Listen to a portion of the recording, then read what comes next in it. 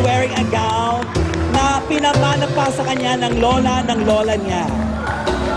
She loves buying pandesal in the morning, wearing this long gown. Madalas tuloy siyang napagkakamalan na may Santa Cruzan. And our next candidate, Miss Iraq. The inspiration of her gown is magazine. Pira-pirasong magazine na ninakaw pa sa parlor. At naniniwala siya sa kasabihan, huwag tumawid, nakamamatay. And now, let us all welcome Miss Philippines! Yan na po siya, mga kaibigan, ang Miss Philippines. Miss Philippines is wearing a gown made from recycled materials. Her hobbies include swimming in the Pasig River. Her favorite color is dirty brown. Bakit mo? Mukha kang paa! Her favorite motto is check operator services. And she believes in the saying, Ate Karen, palakpakan po natin, mga kaibigan, Miss Philippines!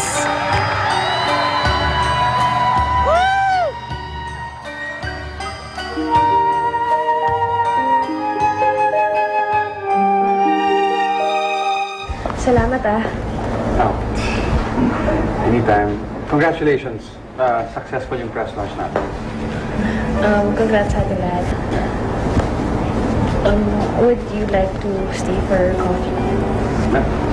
Medyo late na eh. Maaga pa ako iniisip bukas eh. Ano na? Good night din. Bye-bye. Bye.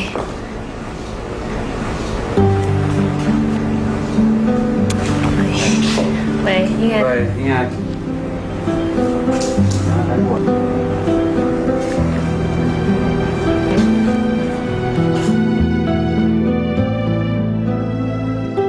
Sa puntong ito, mamimili na po tayo ng tatlo upang manatili at tatanghalin ang pinakamagandang hayop 2010.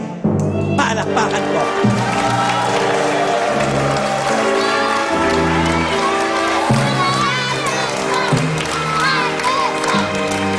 Narito ang ating tatlong finalists.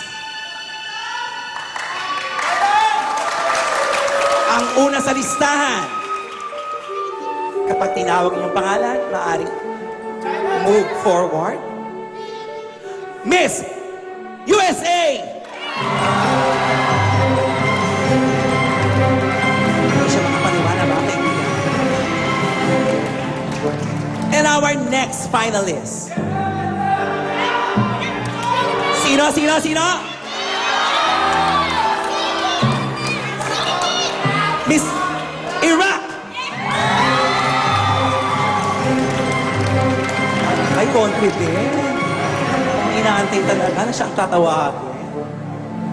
And now, let us welcome our last finalist to complete the magic tree. Sino?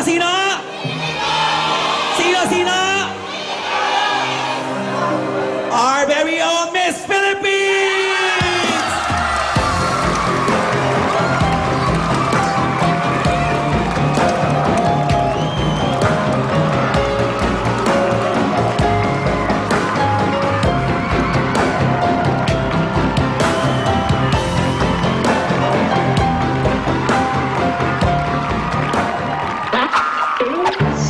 Malapit na yung showdown.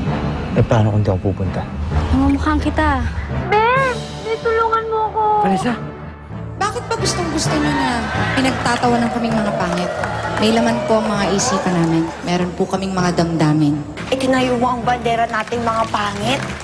Kaya ayoko na talaga maging single. Gusto ko double. May album na. May asawa pa.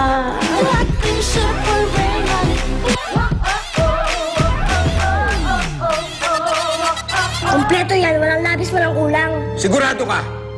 Hindi, malilintik kang kaya. May nakita po kaming babae doon. Sa tingin po namin, kinidnap po ng mga sindikato yung babae yun. At ang ating pinakamagandang hayop 2010 ay walang iba kundi